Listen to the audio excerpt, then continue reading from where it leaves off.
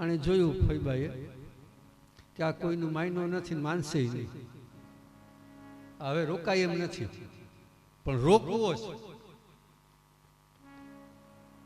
અને બહુ સરસ પ્રસંગ આવ્યો ભાગવતજીનો, અદભુત પ્રસંગ છે ભાઈ. કુંતા માતાજી ભગવાન એના ફઈ થયો. કુંતા માતાજી હું બોલ્યો તો ખરો, વખતે તમને ન સમજાણું હોય તો પાછું કહી દઉં. ભગવાનના ફઈબા હતા. એટલે જ્યારે કુંતા માતાજીએ જોયું કે આગ્રહથી રોકાય એમ નથી, ત્યારે એક વાત એને કરી, કૃષ્ણ આટલા વર્ષોમાં મેં તારી પાસેથી કોઈ દી કાંઈ માંગ્યું નથી. હા માંગ્યું. આજ ઈચ્છા છે, એક વરદાન માંગવું છે, એક જ, જાજુ કઈ માંગ, એક જ વરદાન મારે માંગવું છે. બોલ, દઈશ? ભગવાન કે ફઈબા મારી પાસે એવું શું છે કે તમે માગો ને હું ના આપું? તો કે ના, ઈ મારી પાસે શું છે એ કઈ નહીં, મારે માગવું જ. બોલ, દઈશ? હા કે ના કે? કારણ કે આને માગવું જ એવું અદભુત માગવું છે. અને ત્યારે ભગવાન વચન આપ્યું, માગો એ આપ્યું, બસ જાઓ, વચન છે મારું. અને ત્યારે વેદવ્યાસ ભગવાન કે છે, સૂતપુરાણી મુનિ કે છે કે શું માગ્યું કુંતા માતાજીએ? વિપદઃ સંતુનઃ સત્વાત તત્ર તત્ર જગદ્ગુરો ભવતો દર્શનમ યસ્યાદ અપુનર્ભવ દર્શનમ. કદાચ એમ કહી શકાય કે કુંતા માતાજીએ ભગવાન પાસે જે માગ્યું ને એવું ભૂતકાળમાં કોઈ માગ્યું નથી, ભવિષ્યમાં કોઈ આવું નહીં માગ્યું. કેટલું અદભુત વરદાન! વિચાર કરો, આપણે માગવાનું કોક કહે ને આપણે માગીએ તો શું માગીએ? ઘર, બંગલા, ગાડી, આપણે માગીએ શું? માગવું એ એક કળા છે ભાઈ. ક્યાં માગવું અને કેટલું માગવું એ અમને તો ખાસ લાગવું પડે. આ બ્રાહ્મણોને આ હજી કામ કરવા જતા હોય ને યજમાનમાં, અમને ખાસ માગવું, અમારું કામ જ માગ. એટલે ભલે તમે કર્મકાંડ નથી કરતા, તમે બ્રાહ્મણો છો, માગવાનો અધિકાર તમને હોય, અમે તો માગીએ જ ને. અમે તો કર્મકાંડ કરવા જાય એટલે અમારું કામ માગવાનું છે. પણ ક્યાં માગવું ને કેટલું માગવું ને એ આ ભાગવત શીખવાડે છે, અમને શીખવાડે, તમને શીખવાડે. વ્યવહારમાં આ વસ્તુ એટલી જ લાગુ પડે. સગા વાલા સંબંધીઓ વેવાયું આપણે હોય ને, બધા હોય ને, તો વેવાઈ પાસે માગવું કે ન માગવું ને માગવું તો કેટલું માગવું ભાગવત શીખવાડે. શું માગવું? માગવું શું માગ્યું કુંતા માતાજી? અદભુત માગ્યું. શું માગ્યું ભાઈ? વિપદઃ સંતુનઃ સસ્વત તત્ર જગદ્ગુરો ભવતો દર્શનમ યસ્યા પુનર્ભવન દર્શનમ. જગતમાં કોઈ ન માગે કે છે કુંતા માતાજી ભગવાનના, જગતના નાથને, ત્રિલોકી બ્રહ્માંડનો સ્વામી છે. કદાચ કુંતાજીએ માગ્યું હોત કે મને આ બ્રહ્માંડ નું રાજ આપી દે તો આપી દે, કદાચ માગ્યું હોત વૈકુંઠ લોક આપી દે તો આપી દે, કદાચ માગ્યું હોત કે સ્વર્ગલોક આપી દે તો આપી દે, પણ નહીં. માગ્યું શું? મારી માથે દુઃખ પડો.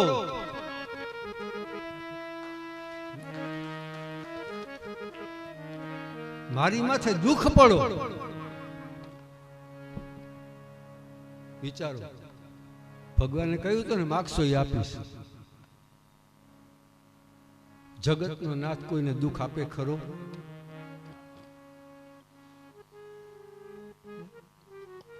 કેટલી અદ્ભુત માગણી છે, દુઃખ આપો મને.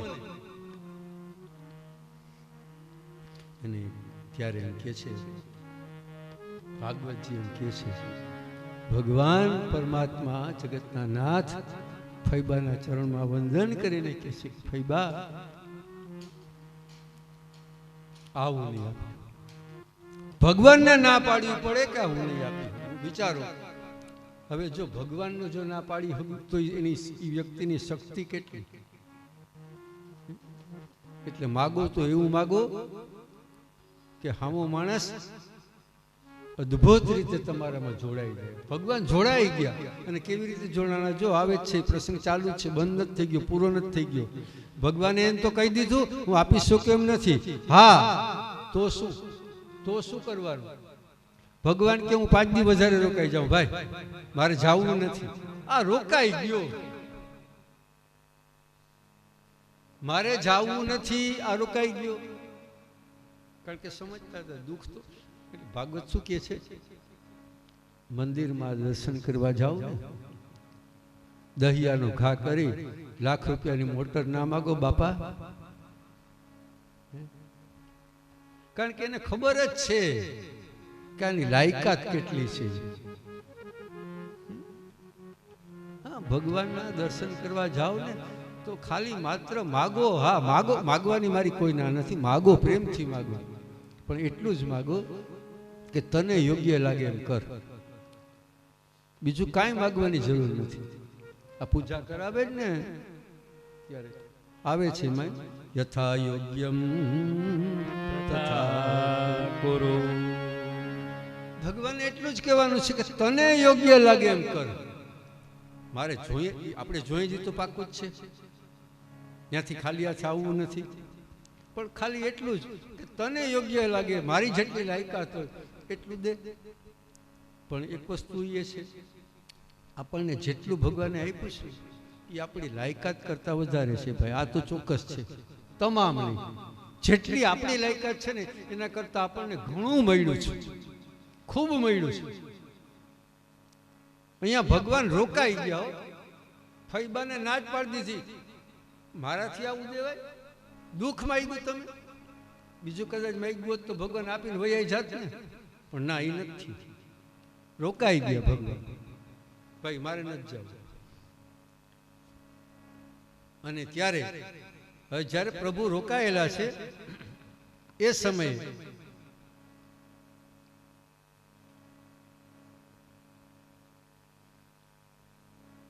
ભગવાનને યાદ આવ્યું.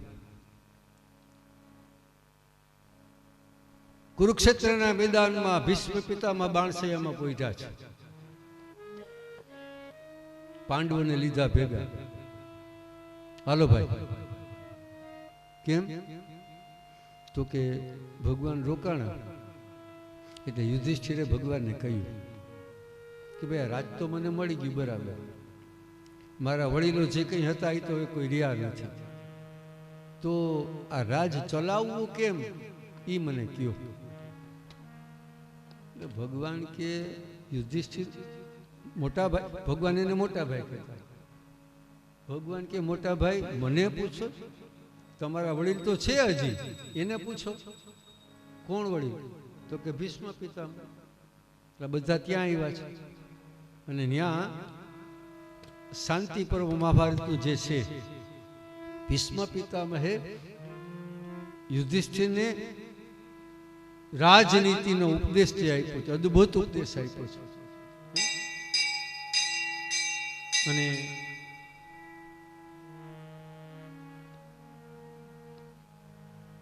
એ સમયે ભીષ્મ પિતામહ એક વાત એવી બોલ્યા યુધિષ્ઠિરને કે છે, ભીષ્મ પિતામહ યુધિષ્ઠિર નીતિ પ્રમાણે ચાલવું, ગાયનું, બ્રાહ્મણનું, સ્ત્રીનું અપમાન થતું હોય તો અટકાવવું, એને દંડ દેવો. આ નીતિશાસ્ત્ર કહે છે. જો દ્રૌપદી ત્યાં સાથે હતા, 5 પાંડવો એકલા નતા, દ્રૌપદી પાસે જ હતા. એટલે આ નીતિની વાત સાંભળીને તો દ્રૌપદીજીને જરાક હસવું આવી ગયું. ભીષ્મ પિતામહનું તો ધ્યાન હતું જ. ભીષ્મ પિતામહે યુધિષ્ઠિરને કીધું કે ભાઈ તું જાહેર જા, હું તારી હારે પછી વાત કરું, પેલા આ જોગમાયાને પૂછી લેવા દે. આ જોગમાયા હૈસા શું કરવા પૂછે જ. દાદા બેટા દાંત કેમ કાઢ્યા? દ્રૌપદીજી હાથ જોડી નમસ્કાર કર્યા. નહીં દાદાજી, ખાલી જરાક હસવું આવી ગયું. નહીં, અરે જે હોય કહી દો. તો કે ના ના કઈ નહીં. ભીષ્મ કે બેટા કઈ જ દો, કઈ નહીં રહેવા દો. તો કે તો દાદા પ્રશ્ન તો બહુ નાનકડો જ છે. શું? રાજસભામાં દુશાસન જ્યારે મને લઈ આવ્યો અને વારા વસ્ત્રનું હરણ કરવા માટે જ્યારે મહેનત કરતો હતો ત્યારે તમારી શરણે જ આવી હતી હું કે દાદા બચાવો બચાવો બચાવો બચાવો. અટાણે તો આવો સરસ પાછો ઉપદેશ આપે. ત્યારે ભીષ્મ પિતામહ કે બેટા વાત સાચી છે, પણ જેવું અન્ન એવું મન. જેવું અન્ન ખાશો ને તો આ શાસ્ત્રોમાં આવા સારા પ્રસંગોએ તામસિક ખોરાક ખાવાની ના પાડી. કારણ કે તામસિક ખોરાક ખાશો તો મન તામસી રહેશે. જેવું અન્ન એવું મન, જેવું પાણી એવી વાણી. ખાલી અન્ન ને મન પૂરું નથી હો ભાઈ, આ એ બહુ સમજવા જેવું છે. પાણી એવું વાણી. જો આપણા વડવા કઈ મૂર્ખા નતા, ક્યાંય પણ બહાર જતા ને તો કળસો ને દોરી ભેગા હોય, કોઈના ઘરનું પાણી પીતા નહીં. જરાય મૂર્ખા નતા ભાઈ, સમજો બરાબર. કારણ ગમે ત્યાં તરસ લાગે, વાવ કે કૂવો કે આવે એટલે કળસો નાખી સિંચી અને પોતાનું પાણી પોતે પીતા. કારણ કે જેવું પાણી એવી વાણી. અને જેના ઘરનું આપણે અત્યારે તો ગમે ત્યાં પાણી પીએ જ લે, જેના ઘરનું પાણી આપણે જ્યારે પીશું ત્યારે એ પાણી જેવું આપણા પેટમાં જશે ને એટલે આપણા મોઢામાંથી એવા શબ્દો નીકળશે. આ વાસ્તવિકતા છે. અત્યારે આગળ બહુ જાજુ એમાં વિશ્લેષણ નહીં કરું, પ્રસંગ સમય બહુ ઓછો છે. એટલે શાસ્ત્રમાં ના પાડી છે કે ભાઈ કોઈનું પાણી 7 વાર વિચાર કરીને પીઓ, એના કરતાં નળ જ્યાં આવતા હોય ત્યાંથી. અત્યારે તો જો કે હવે એમાંય નક્કી નથી, આ નળનું કાંઈ નક્કી નથી. ભગવાન બચાવે. આમાં ક્યાંય પવિત્રતા તો રહી જ નથી. એટલે હાલવા દો ને, જેમ હાલે છે પીએ જ લેજો હો ભાઈ. જમી લેજો, વાંધો નહીં. નકામું ખોટું હું પછી જે નથી થવાનું એમાં પછી શું કહેવાનું. તો ભીષ્મ કહે છે કે બેટા મારું અન્ન દૂષિત અન્ન ખાવાથી મારી વાણી દૂષિત થઈ ગઈ, માટે મને ક્ષમા કર. અને પછી એનો દેહ છોડવાનો સમય થઈ ચૂક્યો છે. અને એ સમયે પાંડવોને ભીષ્મ પિતામહ કહે છે કે ભાઈ તમે બધા હવે હટી જાઓ. કેમ દાદા? તો કે મારી સામે કૃષ્ણને આવવા દો. મારો અંતિમ સમય છે, મારે દેહ છોડવાની તૈયારી છે. છેલ્લું દર્શન મારે એનું કરવું છે. એ મારી સામે ઊભે મારે છેલ્લી એની સ્તુતિ કરવી છે, છેલ્લી એની પ્રાર્થના કરવી છે. અને એની છેલ્લી પ્રાર્થના કરી અને હું આ દેહ છોડી દઈશ.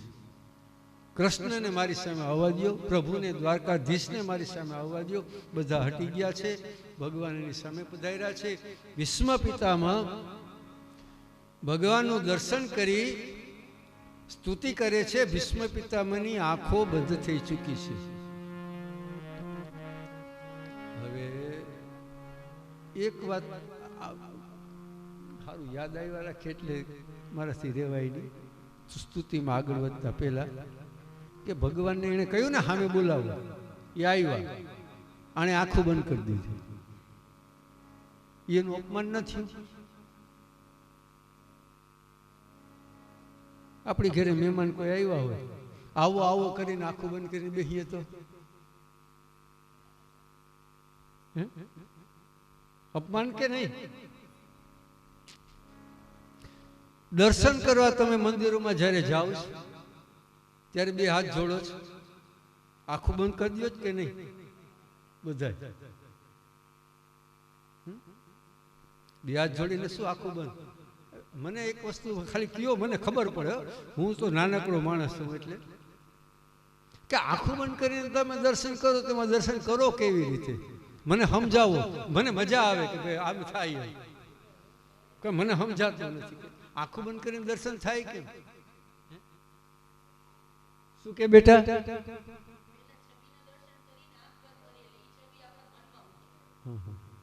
શાબાશ શાબાશ શાબાશ, સત્ય વાત કહી. વાત ઈ છે, ઈ સત્ય ઈ છે. છબી દર્શન ગમે જે દર્શન કર્યા પછી, અને મહત્વનો મુદ્દો ત્યાં હજી ઈ છે કે આંખ બંધ કરવાનું એક કારણ ઈ પણ છે કે એને આપણે એમ કહેવાનું છે કે અમે તો તને જોઈ શકતા નથી, પણ તું તો દેખ જ ને. આપણે એને દેખી શકીએ તો એ તો દેખે જ ને. એટલે કહેવાનું એટલું જ છે, આંખ બંધ કરવાની છે, બંધ કરવાની નથી એવું નથી. હું એમ નથી કહેતો કે ખુલ્લી આંખે દર્શન કરજો, પણ જો બે હાથ જોડીએ જ આપણે. અહીં પૂજામાં નથી કહેતા હાથ જોડો, આ ખરેખર હાથ જોડાવ્યો પૂજા વાળા. આ કપિલભાઈ રોજ હાથ જ જોડાવે ને, કંટાળી જાઓ 8 દિવસ થાય તક ભાઈ, હા પગે લગાડે તો હવે હેરાન જ કરે. તો આપણે હાથ આપણી મેળે જોડીએ ને. મંદિરમાં કોઈ કેવા આવે તમને મને કે હાથ જોડે, તો આપણે બે હાથ જોડીએ છીએ, આપણે આંખ બંધ કરીએ છીએ. તો આંખ બંધ કરવાનું કારણ તમે કહી દીધું કે એને આપણે જ કહેવાનું છે કે મારી આંખ, અમે તને નથી દેખતા પણ તું તો અમને દેખ જ. અને બીજું એ પણ કહેવાનું છે કે મારી આંખ જ્યારે બંધ થઈ જાય, કમ્પ્લીટલી બંધ, ત્યારે તું દયા કરજે, કારણ કે તું જોવા વાળો છે. અને બે હાથ જોડીએ છીએ, એ ખાલી જોડવા ખાતર જ જોડીએ, એ મને ખબર છે. આ ખાલી જોડવા ખાતર. આમાંથી કઈ આનું કારણ શું છે ખબર? આનંદની વાત છે, આનંદની વાત છે, ખોટું નહીં લગાડતા. આ તો પરિવાર છે તો થોડુંક એમ થાય કે, તો બે હાથ જોડવાનું કારણ માત્ર એટલું જ છે. આ હાથ આપણને આપ્યા કોણે? એને આપ્યા. જો હાથ છે ને માત્ર ને માત્ર મનુષ્યને અને વધારેમાં વાનર જાતિને, બાકી તમામ જીવ જોઈ લો કોઈને હાથ છે? ગાય ભેંસ ઘોડા પશુ પક્ષી કોઈને છે હાથ? આપણને જ આપ્યા. આ હાથ ભગવાને આપ્યા છે. હાથ જોડવાનો હેતુ ભગવાનને આપણે એટલું જ કહેવાનું છે કે આ ત્યાં આપ્યા છે ને, તો આ હાથથી અમારાથી કોઈ દી કોઈનું ખરાબ ન થાય. આ હાથથી અમે દાન કરીએ, આ હાથથી અમે બીજાનું સારું કરીએ. અમારો હાથ કોકને મદદ કરવા લંબાય એવો રાખજે બાપા, સલામત રાખજે. આને કોઈનું ખરાબ કરવા હાથ નથી આપ્યો, મદદ કરવા આપ્યો છે. હાથ એટલા માટે જોડવાનો આપણે ખબર ન હોય એટલે આ તો અટાણે મોકો મળ્યો એટલે વળી કહી દીધું મેં. હું એ પાછો ભૂલી જાઉં, મંદિરમાં દર્શન કરવા તો જાઉં, હું પાછો હું એ ભૂલી જાઉં કે હાથ કરવા જોડવા. યાદ આવ્યું એટલે કેવાય ગયું. પણ ભીષ્મ પિતામહે ભગવાન સામે આવ્યા, દર્શન કરી, આંખ કરી બંધ, હવે કરી સ્તુતિ ચાલુ. ઇતિમતિરૂપકલ્પિતા વેત્રોષ્ણા ભગવતે સાત્વત પુંગવે વિભૂમ્ને સ્વસુખમુપગતે ક્વચિદ વિહારતુમ પ્રકૃતિમુપે યોસી પ્રવાહ. શ્રીમદ ભાગવતમાં કેટલીક સ્તુતિઓ અદ્ભુત છે. એક તો હમણાં થોડી વાર પહેલા જ ગઈ, કુંતાજીની આખી સ્તુતિ છે, મોટી છે. એમાં પેલો એનો આરંભ અહીંથી થાય છે કે વિપદ સંતુ મે શાસ્તા, એ પેલો શ્લોક છે આખી સ્તુતિનો. એમ અદ્ભુત સ્તુતિઓમાં એક કુંતાજીની ગઈ, હવે બીજો વાર આવ્યો ભીષ્મ પિતામહ. આ પણ એક એટલી સરસ મજાની સ્તુતિ છે. અને પહેલા જ શ્લોકની અંદર ભગવાનને ભીષ્મ પિતામહ શું કહે છે ઇતિમતિ રૂપ કલ્પિતા દ્વિતૃષ્ણા ભગવતી ભાગવત સાત્વતે વિભૂમિ. શું કહ્યું? પેલું જ વાક્ય બોલ્યા દાદા, મતિ બુદ્ધિ. કાલ આપણે જોઈ ગયા ને બુદ્ધિ, કાલ બુદ્ધિની કથા હતી ધૂંધલી. આ બુદ્ધિ છે ને એ ધૂંધલી જેવી જ છે. અને એટલે જ અહીંયા ભીષ્મ પિતામહ દ્વારા વસ્તુ આવી છે. ભગવાનને એમ કે છે, જગતના નાથને એમ કે છે કે પ્રભુ મારી પાસે તને આપવા માટે મારું કાંઈ નથી. વિચારો, આ સંસારમાં આપણે મંદિરમાં જઈએ, આપણે પૈસા ધરીએ, કપડાં ધરીએ, ઘણું ધરીએ, આપણું છે. આપણે માનીએ કે આપણું છે, માનીએ આ પૈસા મારા, ઘર મારું, પરિવાર મારું મારું, આમાં આપણું શું? આપણા હાથ પગે આપણા જ છે, આપણું તો કઈ છે જ નહીં. એક જ વસ્તુ આપણી છે આમાં, આપણું મન ને બુદ્ધિ. કારણ કે આમાં શાસ્ત્રમાં એમ કહ્યું કે અંત સમયે જેવી બુદ્ધિ જેવું મન હશે ને એવો બીજો જન્મ થાય. એટલે એનો અર્થ એ છે કે એ વારંવાર ભેગી ને ભેગી રહીએ. એટલે એને સુધારજો, હેરાન થઈ જાઓ.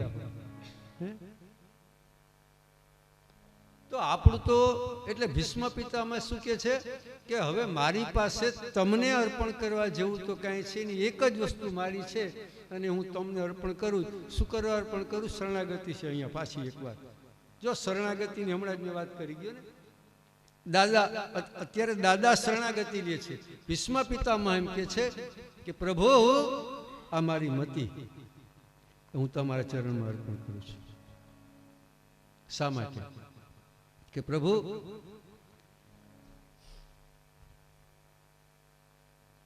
જેની મતિ બગડીને એનું જીવન બગડ્યું, બુદ્ધિ જેની બગડીને એનું જીવન બગડ્યું. કે પ્રભુ આ હું તમારા ચરણમાં અર્પણ કરું છું, એનો સ્વીકાર કરો અને મારું કલ્યાણ થાય એવી મારી બુદ્ધિ બનાવો. પ્રભુ ભગવાનનું જે સ્વરૂપ છે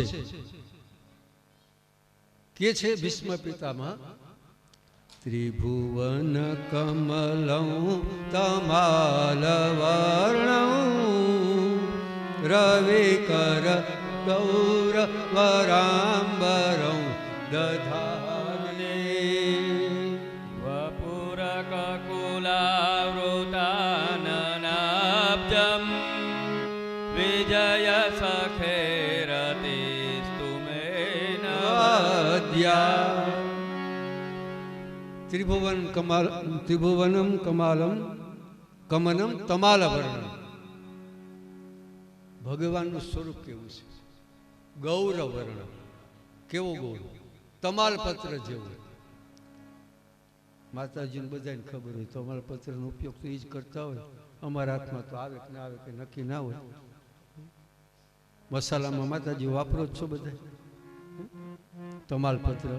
એ જે તમાલપત્ર જે છે ને એનું વર્ણ, એનું જે એવું સ્વરૂપ ભગવાનનું એવું વર્ણ છે. દાદા એમ કે છે ત્રિભુવન કમલમ. ત્રૈલોક્યમાં સુંદરમાં સુંદર જો કાંઈ હોય તો તમારું સ્વરૂપ છે. આ જગતમાં સુંદર માત્ર એક જ છે. પેલું ગીત તો તમે બધાએ સાંભળ્યું જ હશે, સત્યમ શિવમ.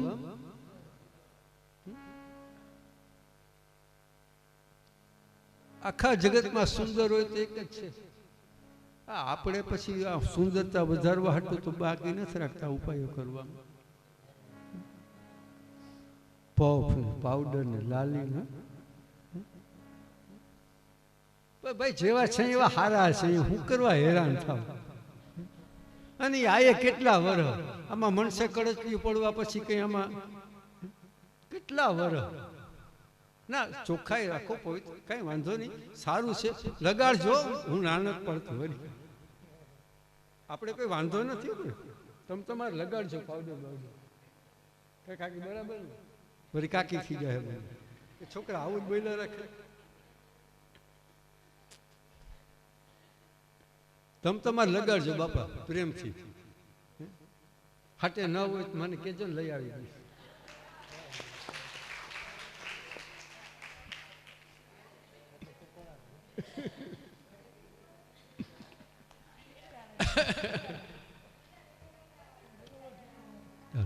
સાવધાન. બે ઘડી આનંદ કરી લીધો. તો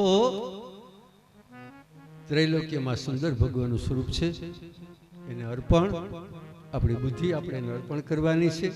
ભગવાનના ચરણમાં જો બુદ્ધિને અર્પણ કરી દેશું, શરણાગતિ સ્વીકારી લેશું. તેરી શરણ में आय के फिर आस किसकी कीजिए, तेरी शरण में आय के फिर आस किसकी कीजिए, तेरी शरण में आय के फिर आस किसकी कीजिए, तेरी शरण में आय के फिर आस किसकी कीजिए. ભગવાનની પાસે એટલી જ ખાલી કહેવાનું છે, માગો, પ્રેમથી માગો. આગળ મેં કહ્યું હતું ને, માગો તો આ માગો મંદિરમાં જઈને, આ માગો ભગવાનની પાસે જઈને કે અમે તારા શરણમાં છીએ, તારા સિવાય અમારે કોઈ આધાર નથી, તારી પાસે આવ્યા પછી કોઈની અમારે જરૂર, બસ તું એક અમારે માટે સર્વસ્વ છો, હવે અમારે કોઈની આશા નથી અને અમારે કોઈની જરૂરે નથી, તું એક છો ભેગો એટલે ઘણું. આટલું માગો ને એટલે બેડો પાર થઈ જશે ભાઈ. તો ભીષ્મ પિતામહ પણ અહીંયા એ જ વસ્તુ કહે છે કે આ બુદ્ધિ તમને અર્પણ કરી, તા મારા શરણમાં હું છું, હવે મારી કોઈ જરૂરિયાત નથી. અને એ પછી ભીષ્મ પિતામહ દેહ છોડે છે, એના અંતિમ સંસ્કાર વગેરે કરાવડાવી બધા વિદાય થાય છે. ભગવાન પણ દ્વારકા બાજુ વિદાય થાય છે. અર્જુન એને મેળવા, અરે એને વળાવવા એની સાથે દ્વારકા ગયા છે. અને આ બાજુ એ લોકો જ્યારે દ્વારકા ગયા છે ત્યારે અહીંયા હસ્તિનાપુરમાં માતાના ઉદરમાં જે જીવ ભગવાને જેની રક્ષા કરી, એ જીવ જન્મ ધારણ કરે છે. બાળકનો જન્મ થયો, પુત્રનો જન્મ થયો, પાંડવો ખુશખુશાલ થયા. બાળકના જાત કર્મ સંસ્કાર 16 સંસ્કાર મેં કાલે કહ્યું હતું. જન્મ થાય ત્યાંથી જો ચાલુ ગણીએ આપણે પેલો તો જાત કર્મ સંસ્કાર, હાવ સાદી ભાષામાં કહું અને ગળથુથી એમાં સમજી જાય બધા, તરત સમજી જાય. તો જાત કર્મ સંસ્કાર કરવામાં આવ્યા. અને એ સમયે જે ઋષિઓ હતા, બ્રાહ્મણો હતા, જે વિદ્વાન જ્ઞાની, યુધિષ્ઠિર રાજાએ પૂછ્યું જાત કર્મ સંસ્કાર કરવા આવ્યા પછી કે ભાઈ આનું કંઈક ભવિષ્ય તો કયો. એટલે પેલા કે છે કે ભાઈ 2 દી જાળવ ને અને નામકરણ યારે બધું ભેગું કહી દેવું. તો કે તો એમ કરો. એટલે ટૂંકમાં થોડા દિવસ પછી જે નામકરણ સંસ્કાર થાય ત્યારે બધા આવ્યા છે. સરસ મજાના નામકરણ સંસ્કારની વિધિ ચાલુ થઈ. અને ત્યારે ફરી એકવાર પૂછવામાં આવ્યું કે ભાઈ આનું ભવિષ્ય. અને ત્યારે એમ કહેવામાં આવે છે, લોકોએ, યોગીઓએ, ઋષિઓએ એમ કહ્યું કે રાજન, આ તમારું જે પુત્ર છે ને એક પરમ ભાગ્યશાળી છે. પૃથ્વીનું પાલન ધર્મને માર્ગે ચાલી અને કરશે, ચક્રવર્તી થશે, સમ્રાટ થશે. પણ આ પણ કહીને ઓલા ઈટકા, પણ કહીને કોકટકે તો આપણે હા ધર ચડી જાય ને. યુધિષ્ઠિર રાજા મૂંઝાઈ ગયા કે ભાઈ તમે ઈટકા શું કરો, જીવો કહી દો ને બાપા, હેરાન કાં કરો. એટલે કે ભાઈ એક નાનકડી વાત છે. તો કે શું? તો કે આ ઋષિનો અપરાધ કરશે ને એટલે 7મે દિવસે તક્ષક કરડવાનો શ્રાપ થાય.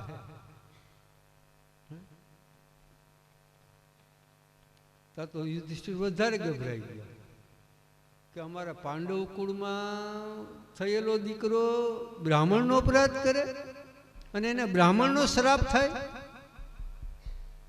ભાઈ આનો કોઈ રસ્તો ખરો, આનો કોઈ તોડ ખરો? પૂછ્યું યુધિષ્ઠિરે આ લોકોને. આ લોકો કે ભાઈ એ અમારા હાથની વાત નથી આના તોડની. આ પણ એક વસ્તુ એ કહી દઈએ કે તું ચિંતા કરમાં, તારા દીકરાનું અકલ્યાણ નહીં થાય. એટલે શ્રાપ મળે ને તો એ કલ્યાણ? તો કે ના, અકલ્યાણ શું કરવા? તો કે એને સુખદેવજી મહારાજનો સંગ થશે, આખા વિશ્વનું કલ્યાણ કરનારો ગ્રંથ પ્રાપ્ત થશે.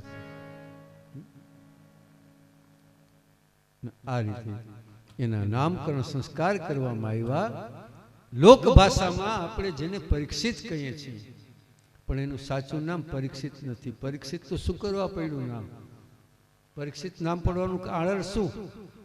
એક કારણ કે ભગવાને એને ચારે બાજુથી રક્ષા કરી. પરિરક્ષિત, માતાના ઉદરમાં જ્યારે હતા ને ત્યારે પરિરક્ષિત ઇતિ પરીક્ષિત, એટલા માટે પરીક્ષિત.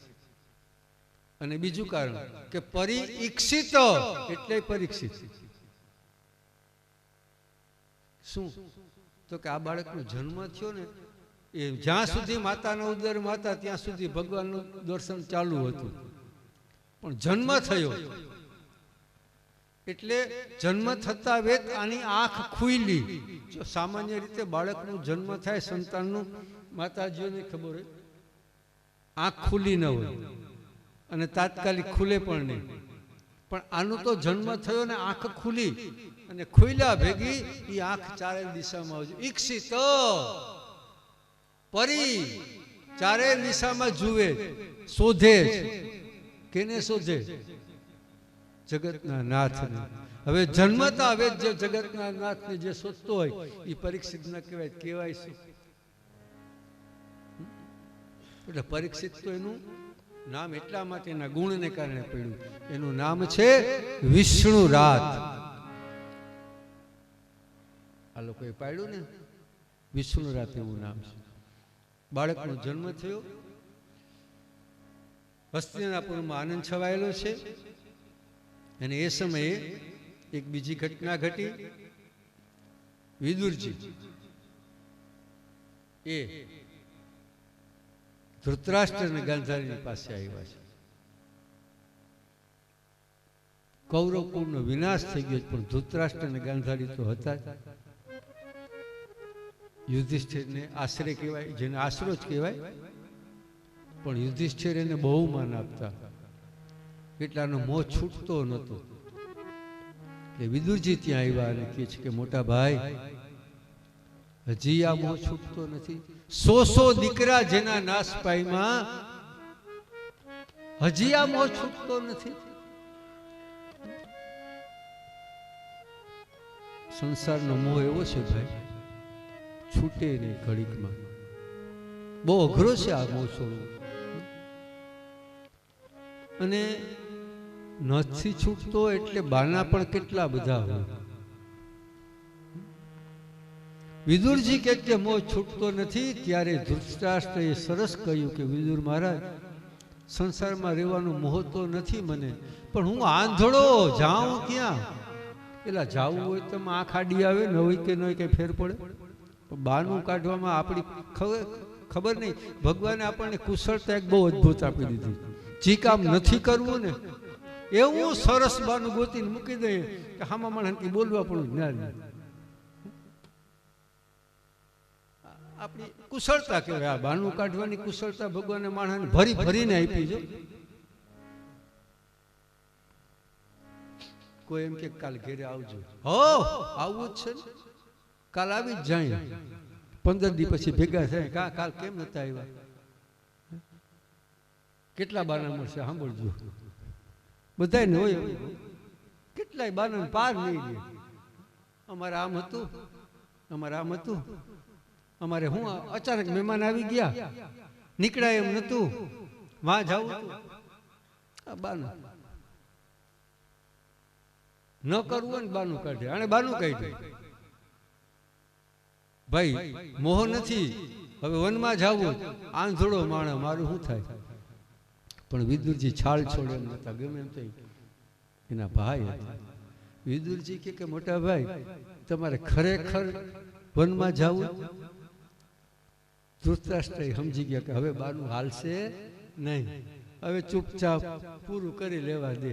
એટલે વિદુરજી ભેગા ધૃતરાષ્ટ્ર ગાંધારી ચાલી નીકળ્યા, વનમાં જઈને આત્મકલ્યાણ કરી લીધું. અહીંયા દ્વારકાની અંદર જે શ્રાપ થયો હતો ઋષિઓનો, યદુકુળનો વિધ્વંસ થશે, બે જગ્યાએથી યદુકુળે શ્રાપ પડ્યો છે. એક તો ત્યાં ભગવાનના પુત્ર સાંબ દ્વારા ઋષિઓનું અપમાન કરવામાં આવ્યું ત્યારે, અને બીજું અહીંયા ગાંધારીજીએ ભગવાન શ્રી કૃષ્ણને શ્રાપ આપ્યો છે. મહાભારતનું યુદ્ધ પરિપૂર્ણ થયું, 100 દીકરાનો વિનાશ થયો, અને જ્યારે કલ્પાંત કરતા હતા ગાંધારી, ત્યારે ભગવાન એના ચરણમાં આવીને વંદન કરીને કહે છે કે માં શાંત થાવ, બનવા કાઢતો બહેન. અને ત્યારે કોપાયમાન થયેલા ગાંધારી કહે છે કે કૃષ્ણ મને ખબર છે કે આ બધું તેજ કર્યું જ, પણ હવે જા, હું તને શ્રાપ આપું છું કે મારું કુળ જેમ નાશ પામ્યું ને એમ તારું આખું કુળ નાશ પામશે. અને શ્રાપ જ્યારે એને આપ્યો ને ત્યારે જો ભગવાન કેને કહેવાય જોજો. ગાંધારીએ શ્રાપ આપ્યો યદુકુળનો વિનાશ થશે, ત્યારે ભગવાન ગાંધારીના ચરણમાં વંદન કરીને કહે છે કે માં બહુ સારું કર્યું. હું એ વિચાર કરતો હતો કે મારી આ કોઈને જીવવા નહીં દે, આનો કંઈક રસ્તો તો કરવો પડશે. મારું કામ તમે કરી દીધું, મારા કુળનો વિનાશ. હવે હું રાજી, હવે હું સહેલાઈથી મારા ધામમાં જઈશ. વિચાર કરો, આનું નામ ભગવાન. દુઃખમાં જે રાજી થાય ને એ ભગવાન ભાઈ. સુખમાં તો બધાય રાજી થાય, પણ દુઃખમાં જો રાજી થાવ ને તો ભગવાન જરાય દૂર નથી, ઢુકડો જ છે. નરસિંહ મહેતા, મીરાબાઈ દુઃખમાં રાજી જ હતા ને. કુંવરબાઈનું મામેરું ભરવાની તૈયારી હતી, ઘડીઓ ગણાતી હતી, અને ફૂટી કોડી નંબરે શું કર્યું? નરસિંહ મહેતાને કોઈ ચિંતા જ નથી. પત્ની પૂછે કે તમને, તો કે ના મને કઈ ઉપાધિ નથી. કેમ? તમારી હુંડી સ્વીકારો મહારાજ રે સામરા, મારી હુંડી સ્વીકારો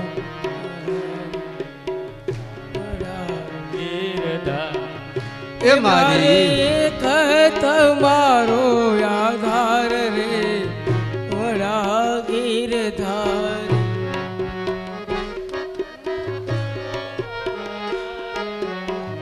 વડા ગીરધારે મારી હુંડી સ્વીકારો મહારાજ રે હમણાં ગીરધાર.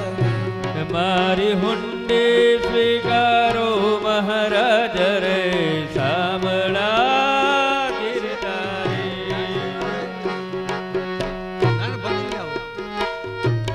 હરિ બોલ.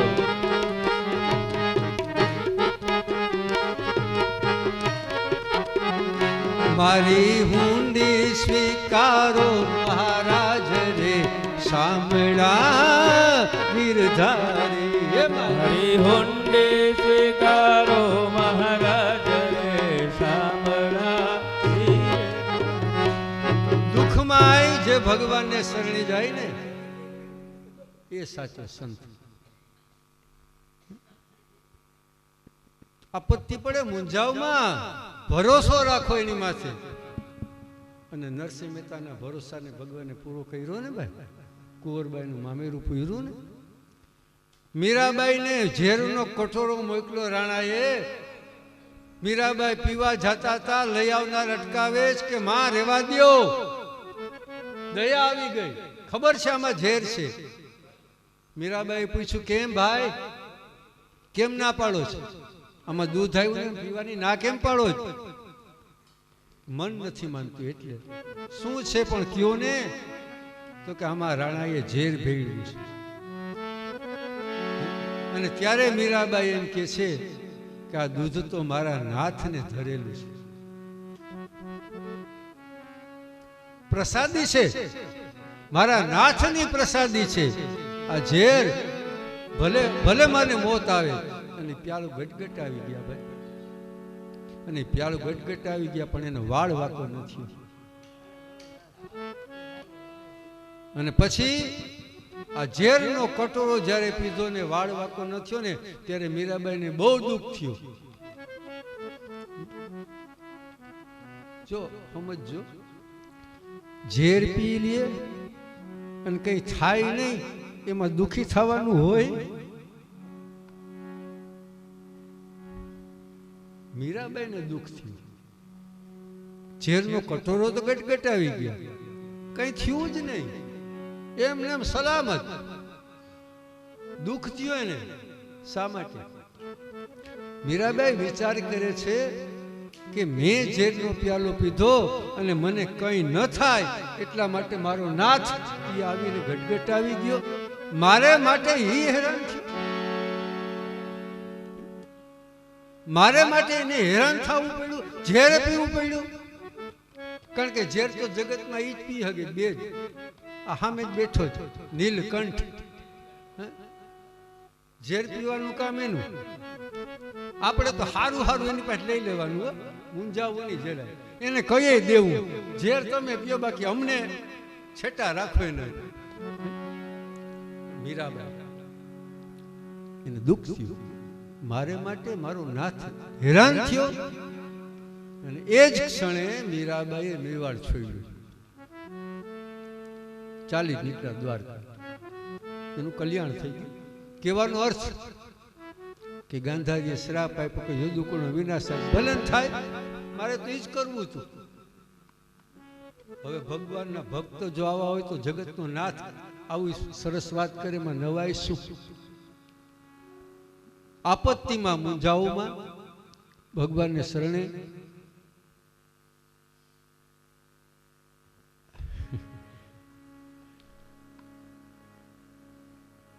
એટલે એ વિદાય થાય છે. ભગવાન હસતા હસતા વિદાય થાય છે.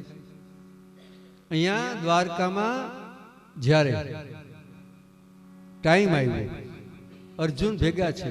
ભગવાન અર્જુનને કહે છે કે ભાઈ અર્જુન, આ દ્વારકા હું હમણાં દેહનો ત્યાગ કરીશ ને, આખા કુળનો વિનાશ થશે અને દ્વારકાને સમુદ્ર બોળી દેશે. તો તું એક કામ કર, ભગવાનના 16,108 પટરાણી હતા,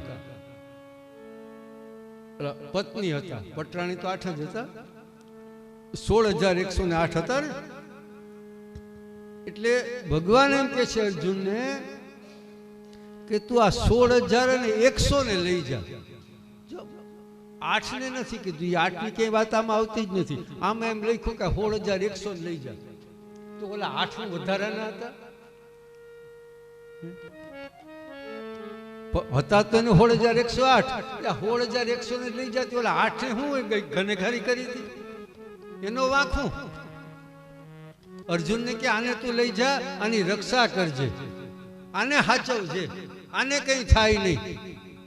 જગતનો નાથ કે છે, ભાગવતમાં લખ્યું છે, વેદવ્યાસ ભગવાન કે, સુતપુરાણી મુનિ કે છે કે 16,100 ને હાચવજે.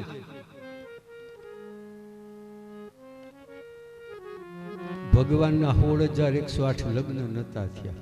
કહેવાનો મારો મતલબ આટલો જ છે. ભગવાનના વિવાહ તો 8 જ થયા હતા. આ 16,100 એટલે શું? વેદની રૂચાઓ. આ વેદ છે ને આપણો, ભગવાનને ખબર હતી કે આ કળિયુગ આવ્યો ને એટલે વેદ નાશ પામસાની રક્ષા કરવા વાળો તો કોક જોઈએ ને. એટલે જવાબદારી અર્જુનને હોપી કે આ 16,100 આ વેદની જે રૂચાઓ છે ને એને તું લઈ જા, પરીક્ષિતને સોંપ. અને એને કહ્યું નથી કે અહીંયા પરીક્ષિત રાજ્યાભિષેક વગેરે, પણ આને લઈ જા. આની પાછળ બે કારણો હતા. એક તો આની રક્ષા કરવાની હતી, બીજું અર્જુનનું અભિમાન ઉતારવાનું હતું. મહાભારતનું યુદ્ધ જીતી લીધા પછી અર્જુનના અભિમાનનો પાર નહોતો. મારા જેવો ધનુર્ધારી કોણ, મારા જેવો આ જગતમાં શક્તિશાળી કોણ, મેં આખું મહાભારતનું યુદ્ધ જીતી લીધું. અભિમાન ચડ્યું, ભૂલી ગયો એ કે કેમ જીતાણું બધું ભૂલાઈ ગયું. ભગવાને જોયું કે આને અભિમાને ઉતારવું છે, એટલે કહ્યું કે આ 16,100 લઈ જા ભાઈ, તું જા, આને હાચવજે. સૂતપુરાણી મુનિ એમ કહે છે કે અર્જુન આને જ્યારે લઈને નીકળ્યા, રસ્તામાં કાબા લોકોએ અર્જુનને મારી અને લૂંટી લીધો. સમય સમય બળવાન હે નહીં મનુષ્ય બળવાન. કાબે અર્જુન લૂટિયો વહી ધનુષ વહી બાણ. સમય સમય બળવાન. સમય બળવાન છે ભાઈ, આપણે બળવાન નથી. આપણો સમય જ્યારે બળવાન હોય ને ત્યારે આપણને એમ લાગે કે આ અમે કંઈક છીએ. સમય આપણો સારો હાલતો હોય ને ત્યારે તો ખબર નહીં કોણ જાણે ક્યાંથી કેવા અભિમાન આવે, પણ એમ નથી વિચારતા કે આટલો સારો સમય આવ્યો તો કોઈક સારું કાર્ય કર્યું. પણ એટલું અભિમાન આવી જાય કે અમે તો કંઈક છીએ, આવું જેવું તેવું તો મને ચાલે જ નહીં. ખાડામાં પડ, જેવું તેવું ચાલે. ચલવી ન લઈએ અમે, ચલવી ન લઈએ. હું ઘણા જોઉં, અમે તો અસંખ્ય જગ્યા યજમાનોમાં ગયા હોય ને, અમે ચલવી ન લઈએ. એટલે ઘરે બંગલા મોટર ગાડી વાળાને હોય ને, અને પાછું એનું સરસ મજાનું પહેત હોય ઓલું કૂતરું, આ કૂતરું પાડવાનું. મને ઘણી વાર વિચાર થાય આપણા ઋષિઓ હારા મૂર્ખા હશે, આપણને ગાય પાડવાનું કહી ગયા, કોઈ કૂતરું પાડવાનું શીખવાડ્યું નહીં.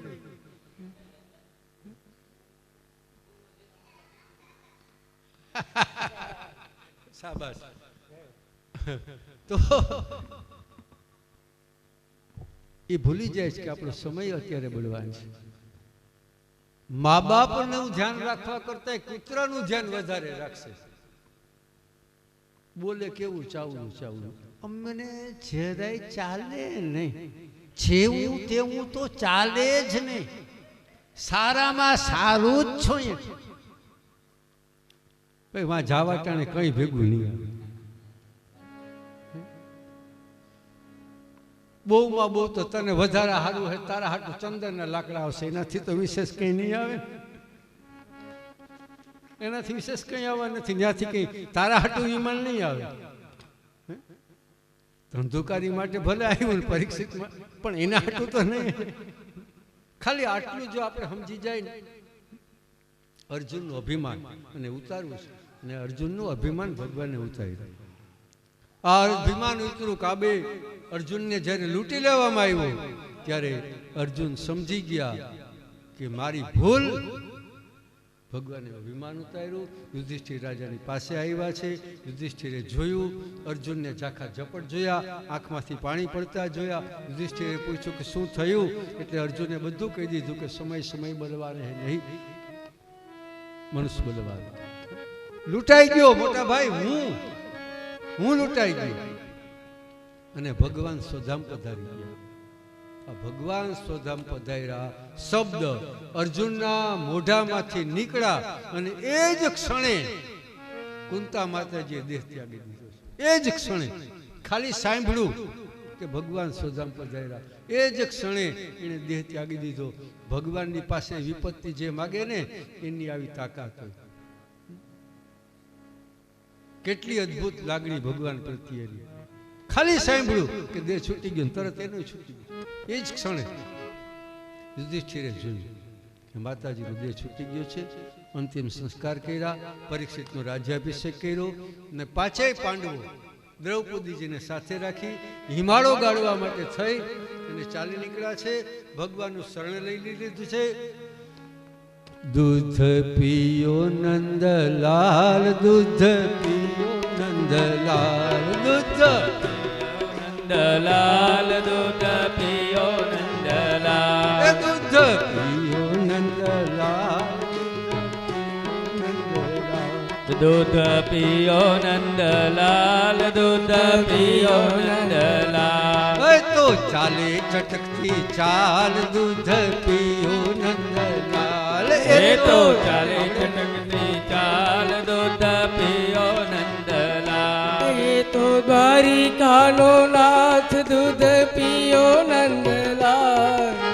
દ્વારિકાનો નાથ દૂધ પીઓ નંદલાલ. એ તો જશોદાનો લાલ દૂધ પીયો નંદલાલ. એ તો જશોદાનો લાલ દૂધ પીએ નંદલાલ. એ દૂધ પીએ નંદલાલ, દૂધ પીએ દૂધ પીએ નંદલાલ, દૂધ પીએ નંદલાલ. એ તો દ્વારિકાનો નાથ દૂધ પીએ નંદલાલ. એ તો દ્વારિકાનો નાથ દૂધ પીએ નંદલાલ. એ તો જશોદાનો બાળ દૂધ પીએ નંદલાલ.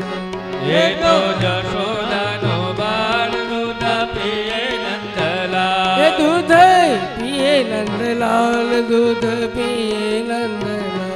દૂધ પીએ નંદલાલ, દૂધ પીએ નંદલાલ. એના વાકડિયા છે વાળ દૂધ પીએ નંદલાલ. એના વાકડિયા છે વાળ દૂધ પીએ નંદલાલ. એના વાકડિયા છે વાળ દૂધ પીએ નંદલાલ. એના વાકડિયા છે વાળ દૂધ પીએ નંદલાલ. એ દૂધ પીએ નંદલાલ, દૂધ પીએ નંદલાલ. દૂધ પીએ નંદલાલ, દૂધ પીએ નંદલાલ. બોલો ભક્ત વત્સલ ભગવાન કી જય. ભાગવત મહાપુરાણ કી જય. મૃત્યુંજય મહાદેવ દેવ કી જય. લક્ષ્મી નારાયણ ભગવાન ભગવાન કી જય. અંબે માત કી જય. નર્મદા માત કી જય. સદગુરુ દેવ દેવ કી જય.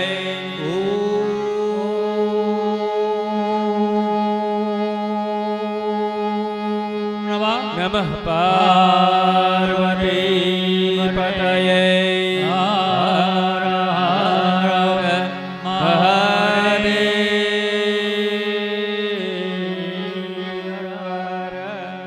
બાકીની કથા બપોરે 3 વાગ્યાથી ચાલુ થશે.